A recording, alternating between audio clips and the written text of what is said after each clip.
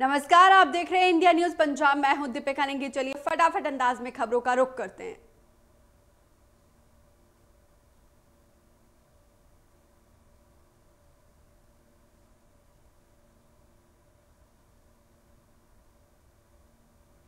दिल्ली में corona virus के मामलों में जबरदस्त उछाल है, जिसके बाद से चिंताएं बढ़ने लगी। इसी मसले पर सुप्रीम कोर्ट ने सुनवाई हुई है। कोर्ट ने चिंता जाहिर की है।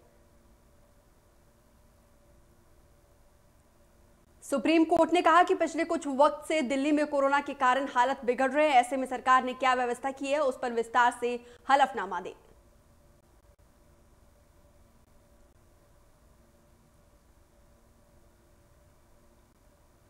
सुप्रीम कोर्ट की ओर से दिल्ली सरकार को 3 दिन का वक्त दिया गया है और पूरी रिपोर्ट देने के लिए कहा गया है। दिल्ली के अलावा महाराष्ट्र सरकार से भी स्टेट रिपोर्ट देने को कहा गया।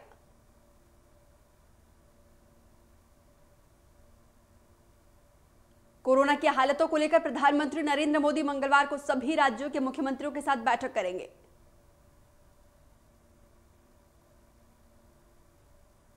पहले चरण में उन 8 राज्यों के सीएम शामिल होंगे जहां कोरोना का कहर सबसे ज्यादा है।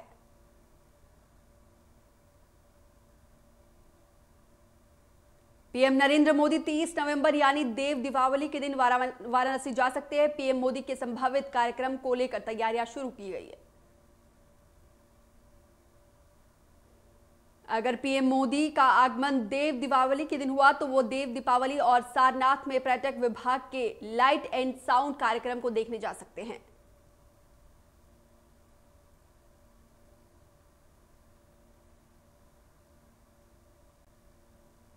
बीजेपी 2024 के लोकसभा चुनाव की तैयारी में जुट गई। बीजेपी के राष्ट्रीय अध्यक्ष जेपी नड्डा अगले 120 दिनों के लिए देश के हर एक राज्य का दौरा करेंगे। इस यात्रा के दौरान बीजेपी के अध्यक्ष सभी राज्यों में रुकेंगे और पार्टी संगठन को मजबूत बनाने के लिए दिशा निर्देश जारी करेंगे।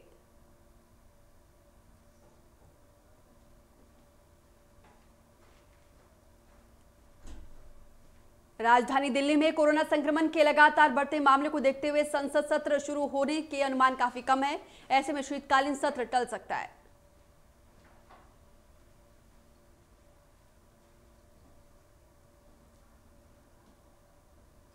प्रधानमंत्री नरेंद्र मोदी ने वीडियो कॉन्फ्रेंसिंग के जरिए सांसदों के लिए नए आवास का उद्घाटन किया। दिल्ली के बीएड मार्ग पर कुल 76 नए फ्लैट्स बनाए गए हैं, जिसका इस्तेमाल सांसद करेंगे। पीएम मोदी ने कहा कि इन फ्लैट्स में हर वो सुविधा दी गई है जो सांसदों को काम करने में आसानी होगी। दिल्ली में सांसदों के लिए भवनों के लिए दिक्कत काफी वक्त से हो रही थी। सांसदों को होटल्स में रहना पड़ता था, जिससे काफी आर्थिक बोझ बढ़ जाता था। पीएम मोदी ने कहा कि दशकों से चली आ रही समस्या को टालने के लिए ये खत्म नहीं होगी। देश में वॉर मेमोरियल, पुलिस मेमोरियल समेत कई ऐसी योजनाएं हैं जो बरसों से अटकी हुई थी, लेकिन बीजेपी ने सभी अटकी हुई योजनाओं को पूरा किया। पीएम ने कहा कि कोरोना काल में भी सुचारू रूप से सदन की कार्यवाही चली है और ऐतिहासिक तरीके से काम हुआ है।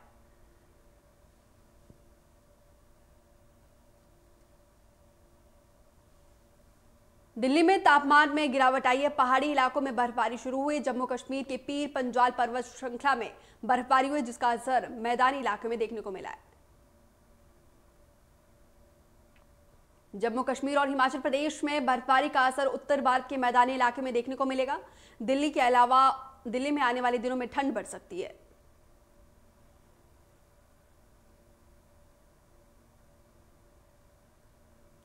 ब्रिटेन में रह रहे पीओके के सामाजिक कार्यकर्ता अमजद अयूब मिर्जा ने दावा किया है कि पाकिस्तान सेना ने नीलम घाटी के नागरिक क्षेत्रों में तोपें तैनात की है। यहीं से पाकिस्तानी फौज सीमावर्ती जम्मू कश्मीर में गोलाबारी करता है।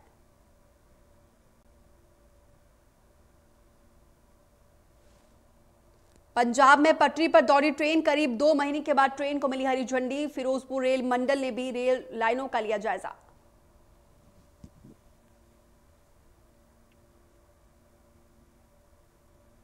लोक इंसाफ पार्टी के अध्यक्ष सिमरजीत सिंह बैंस ने एक महिला पर दुष्कर्म का आरोप लगाया, जिसके खिलाफ लुधियाना और पटियाला में विरोध प्रदर्शन किया गया।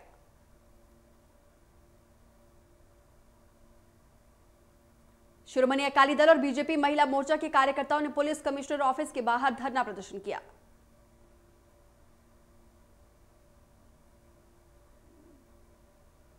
फाजिल्का के अबोहर में किन्नू मंडी लंबे समय से फसल खरीद में हो रही लूट के खिलाफ किसान यूनियन एकता सुदपुर ने व्यापारियों और आढ़तियों के खिलाफ धरना प्रदर्शन किया। किसानों की मांग है कि या तो ये लूट की वारदात को कम किया जाए या फिर कुछ समय के लिए मंडी को बंद कर दिया जाए। किसानों ने पंजाब कांग्रेस के प्रदेश अध्यक्ष सुनील जाखड़ को आड़े हाथ लेते हुए कहा कि उनके होते हुए इस तरह की चीजें होना अचरज की बात है।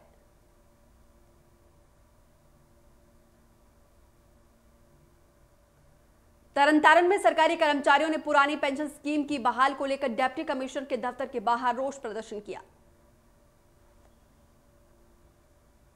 आपको बता दें कि प्रदर्शनकारी कर्मचारी लंबे समय से सरकार की तरफ से सरकारी पेंशन की बहाल की मांग कर रहे हैं और इसके लिए काफी समय से संघर्ष कर रहे हैं।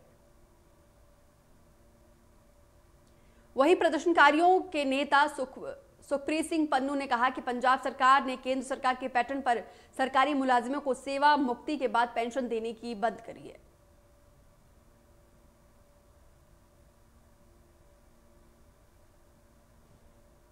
कृषि कानून के विरोध में किसानों की तरफ से लगातार धरना प्रदर्शन किया जा रहा है। पिछले 53 दिनों से किसानों की तरफ से पंजाब के पेट्रोल पंप और टोल प्लाजा के साथ साथ बीजेपी नेताओं के दफ्तरों और घरों का घेराव जारी है। किसानों ने फिलहाल ट्रेन रोको आंदोलन पर विराम लगा दिया है, लेकिन केंद्र सरकार की तरफ से आश्वासन दिया गया है। वहीं केंद्र सरकार की तरफ से 3 बार मीटिंग की गई और लेकिन उसका कोई हल नहीं निकला। उसके बाद से किसान जो है 26 और 27 नवंबर को दिल्ली कूच करने का ऐलान कर चुके हैं।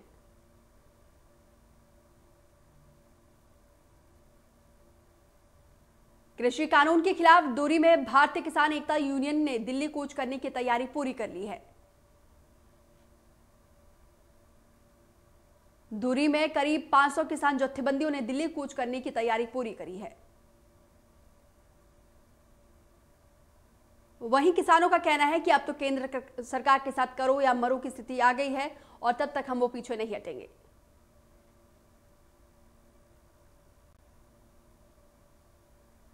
Ludhiana Punjab roadways PUNBUS contract workers union के प्रधान भगत सिंह ने ट्रांसपोर्ट माफिया पर गंभीर आरोप लगाए हैं।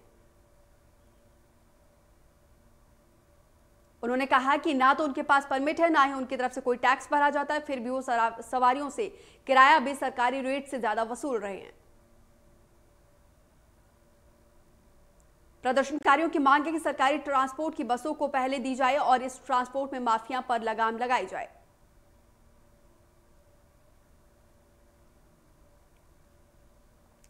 फाजिल्का में अक्स नाटक संस्था ने नुक्कड़ नाटक के जरिए शहर को साफ सुथरा बनाने का बीड़ा उठाया है।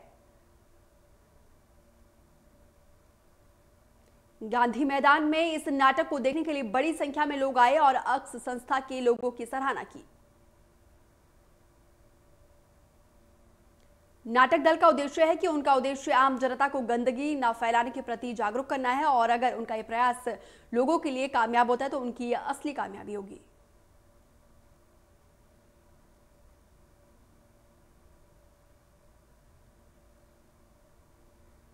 श्री मुक्तसर साहिब में श्रद्धालुओं ने नामदेव भवन में शिरोमणि भगत बाबा नामदेव जी के 750वें जन्मदिन को धूमधाम से मनाया।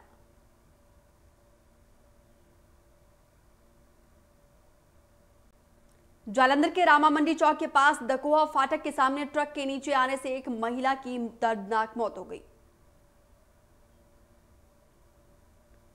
पुलिस ने महिला के शव को कब्जे में लेकर पोस्टमार्टम के लिए भेज दिया और चालक के खिलाफ मामला दर्ज करके जांच शुरू कर दी है।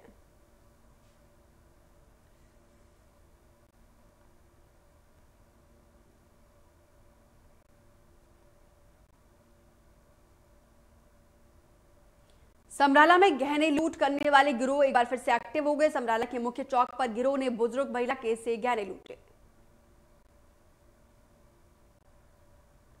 बुजुर्ग महिला ने पुलिस को इस बात की शिकायत की है और वहीं पुलिस से गिरोह का पर्दाफाश करने की जांच की है।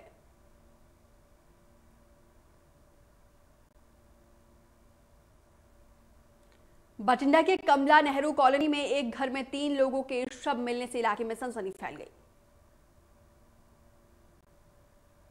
पुलिस इस मामले में हर एंगल से जांच कर रही है और वहीं परिजनों का कहना है कि इस परिवार का किसी से कोई विवाद नहीं था। वहीं कातिल ने फेसबुक पर वीडियो डालकर जुर्म को कबूल किया है। जालंधर के न्यू पृथ्वी नगर में हिरन ने पूरे इलाके में जमकर हड़कंप मचाया, जिसके बाद से लोगों में दहशत का माहौल है। सूचना मिलने पर मौके पर पहुंचे वन विभाग की टीम और पुलिस ने लोगों की सहायता से 3 से 4 घंटे की कड़ी मशक्कत के बाद हिरन को पकड़ा और उसके बाद जंगल में छोड़ दिया।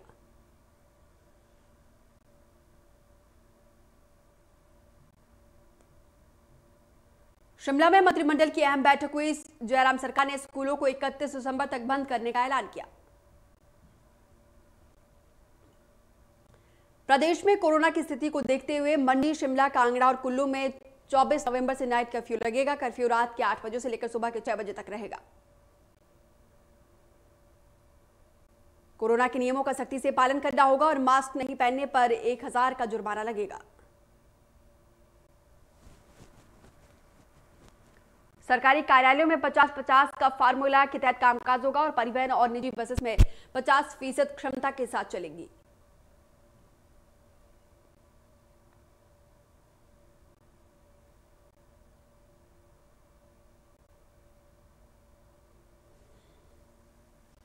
बीजेपी के राष्ट्रीय अध्यक्ष जेपी नड्डा ने विश्वविख्यात शक्तिपीठ श्री नैना देवी में परिवार सहित मां की पूजा अर्चना की और आशीर्वाद लिया। मंदिर न्यास की तरफ से जिलाधीश बिलासपुर रोहित जम्वाल और मंदिर अधिकारी ने जेपी नड्डा को माता की फोटो और चुनरी भेंट की।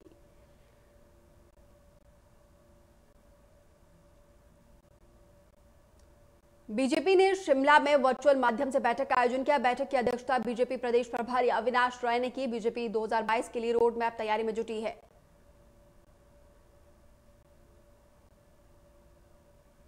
आने वाले चुनाव के लिए बीजेपी युवा मोर्चा एक यूथ पर 20 युवाओं की नियुक्ति करेगा। किसान मोर्चा एक बूथ पर 15 किसान प्रहरी की नियुक्ति करेगा, तो वहीं महिला मोर्चा एक बूथ पर 20 बहनों को जोड़ेगी।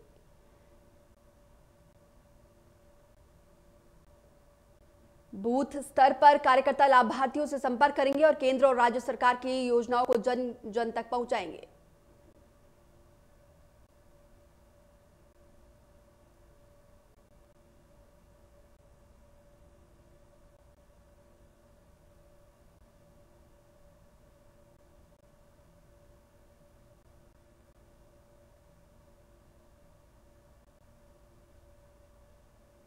पंचायती चुनाव के मद्देनजर हिमाचल में चुनाव विभाग ने मतदाताओं को जागरूकता करने के लिए अभियान शुरू कर दिया और यह अभियान 15 दिसंबर तक जारी रहेगा।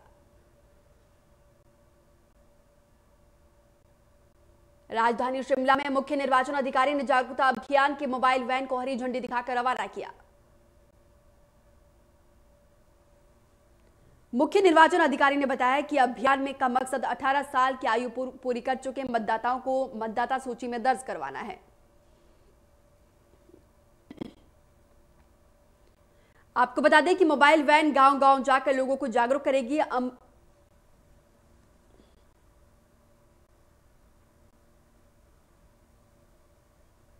नगर परिषद कुल्लू में अमृत योजना के तहत करोड़ों रुपए से विकास कार्य किए जा रहे, तो वहीं विकास से स्थानीय लोगों को काफी फायदा मिलेगा।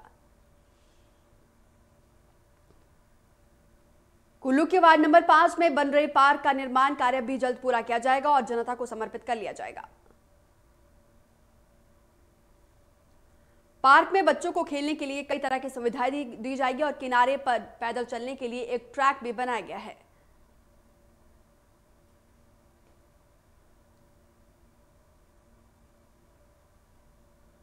सिरमौर में पुलिस कर्मियों को आधुनिक शिक्षा, साइबर अपराध क्षमता विकास के लिए अब नाहन में ही सुविधा प्रदान की जाएगी। सिरमौर में नाहन पुलिस लाइन में पिछले साल पुलिस की पाठशाला शुरू की गई थी, जिसमें स्कूली बच्चों को निःशुल्क शिक्षा और करियर गाइडलाइंस दी जाती थी। पुलिस अधीक्षक डॉक्टर खुशहाल शर्मा ने बताया कि पुलिस कर्मियों को जानकारी और अपडेट करने के मकसद से अब पुलिस पाठशाला शुरू की जा रही है।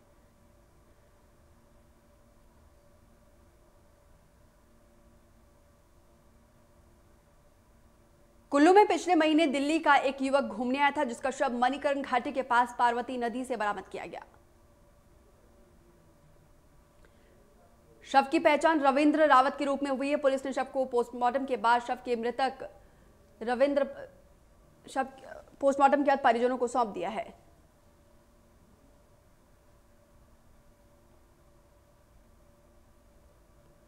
चंडीगढ़ मनाली हाईवे पर हुआ बड़ा हादसा। नियंत्रित होकर मकान की छत से टकराया ट्रक। हादसे में 2 लोगों की मौत, 3 गंभीर।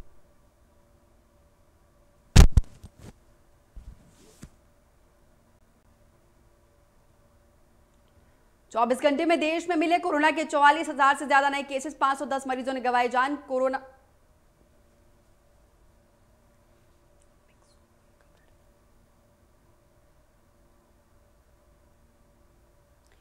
कोरोना वैक्सीन को लेकर बड़ी खुशखबरी आई सामने। अमेरिका में कोरोना वैक्सीन कार्यक्रम के प्रमुख मॉपसन सप्लाई ने कहा कि अमेरिका में 11 दिसंबर से कोरोना वायरस की पहली वैक्सीन लगाई जा सकती है। कोरोना वैक्सीन बनाने वाली अमेरिकी दिग्गज कंपनी फाइबर ने यूएस एंड ड्रग एडमिनिस्ट्रेशन को एक आवेदन सौंपा है। उसमें वैक्सीन के इमरजेंसी इस्तेमाल करने की इजाजत मांगी है।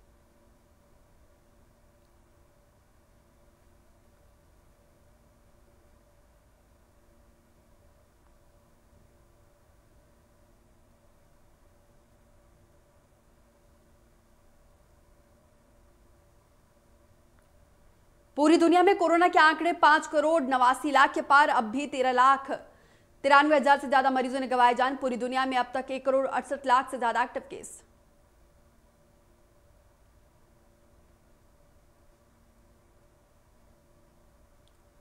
अमेरिका में कोरोना ने जमकर मचाई तबाही। कुल मरीजों की संख्या 1,25,00,000 के पार। अब तक 74,52,000 से ज्यादा मरीज रिकवर।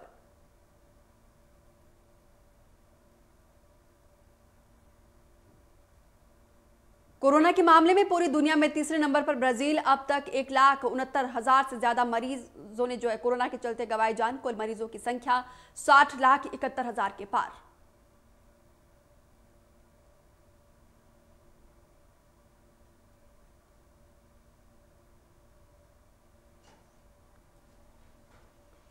रूस में कोरोना का कोहराम लगातार जारी है। कुल मरीजों का आंकड़ा 20,89,000 के पार। अब भी 4,57,000 से ज्यादा एक्टिव के 36,189 मरीजों ने गंवाई जान।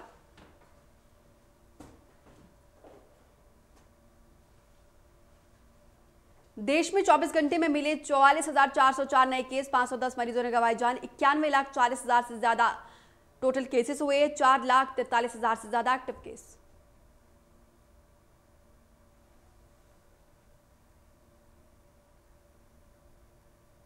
दिल्ली पर कोरोना का शिकंजा 24 घंटे में सामने आए। 6,746 नए केसेस से 121 मरीजों ने गंवाई जान। 40,000 से ज्यादा एक्टिव केस।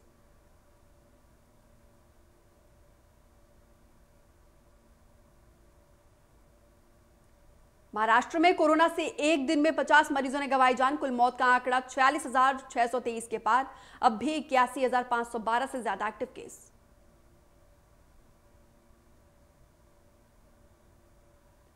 तमिलनाडु में कोरोना से हाहाकार। एक दिन में आए 1,655 नए केसेस। अब भी 12,000 से ज्यादा एक्टिव केस। अब तक 11,605 मरीजों ने गंवाई जान।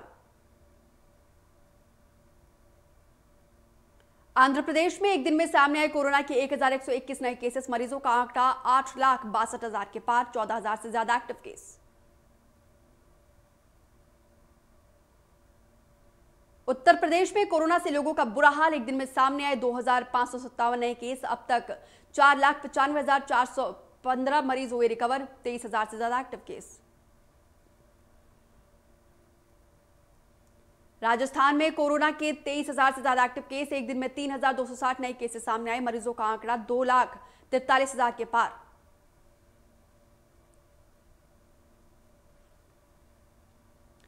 राजस्थान में कोरोना के बढ़ते मामले पर अंकुश लगाने के लिए जयपुर समेत 8 जिलों पर लगाया गया नाइट कर्फ्यू। मास्क नहीं पहनने पर जुर्माना भी डबल कर दिया गया है।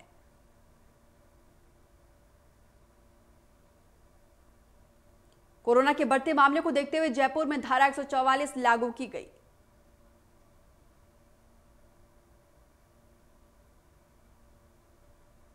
छत्तीसगढ़ में 24 घंटे में कोरोना के 1,748 नए केसेस मिले। रायपुर में सबसे अधिक 322 केसेस मिले, तो वहीं कोरोना से 931 मरीजों ने कोरोना को मात दी। छत्तीसगढ़ में कोरोना के अब तक 2,23,436 केसेस हैं और अब तक कुल 1,99,311 मरीजों ने कोरोना से जंग जीती है। प्रदेश में कोरोना के 2,732 लोगों की मौत हो चुकी है। हरियाणा में कोरोना के 2,289 नए केसेस मिले, 25 मरीजों ने गंवाई जान। कुल संक्रमितों का आंकड़ा 2,17,000 के पार।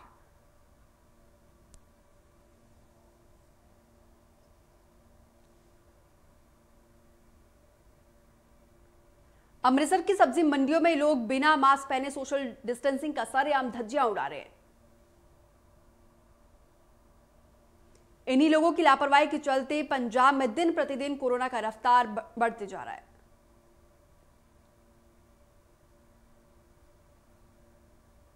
पंजाब में कोरोना का कोहराम जारी है। प्रदेश में संक्रमितों का आंकड़ा 1,46,346 के पार। एक्टिव मामलों की संख्या 6,07,724 के पार। अब तक पंजाब में 4,000 से ज्यादा मरीजों ने गंवाई जान।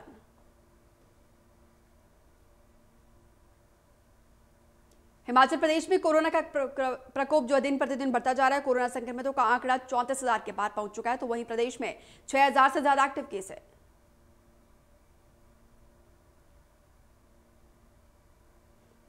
हिमाचल प्रदेश में 27,000 से ज्यादा मरीजों ने कोरोना को मात दी, तो वहीं 530 मरीजों ने कोरोना के चलते गंवाई जान।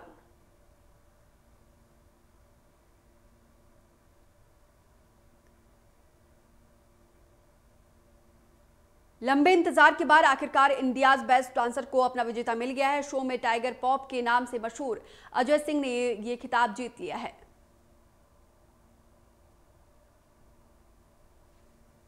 फिल्म अभिनेत्री अनुष्का शर्मा एक बार फिर से सेट पर लौट आई है। वो एक एड के शूट के लिए स्टूडियो में आई है। अभिनेत्री अनुष्का लगातार 7 प्रोजेक्ट्स के लिए शूट करने वाली है।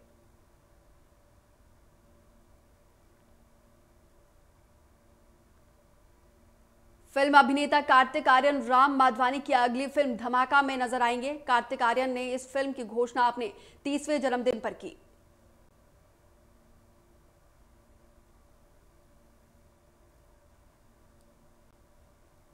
फिल्म अभिनेत्री मंदाना किरीमी जल्द फिल्म कोका कोला में नजर आएंगी। हाल ही में मंदाना फिल्म कोका कोला में काम कर रही थी और उन्होंने आरोप लगाया था कि फिल्म के सेट पर आखिरी दिन उन्हें प्रताड़ित किया गया।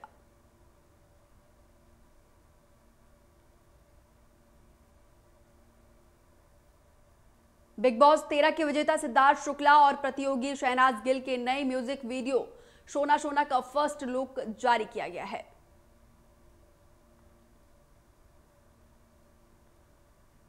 अर्जुन कपूर ने कुछ समय पहले लैंगिक समानता में सुधार लाने और आत्मनिर्भरता के विकास के लिए फूड डिलीवरी स्टार्टअप फूडक्वाल्स में निवेश किया है।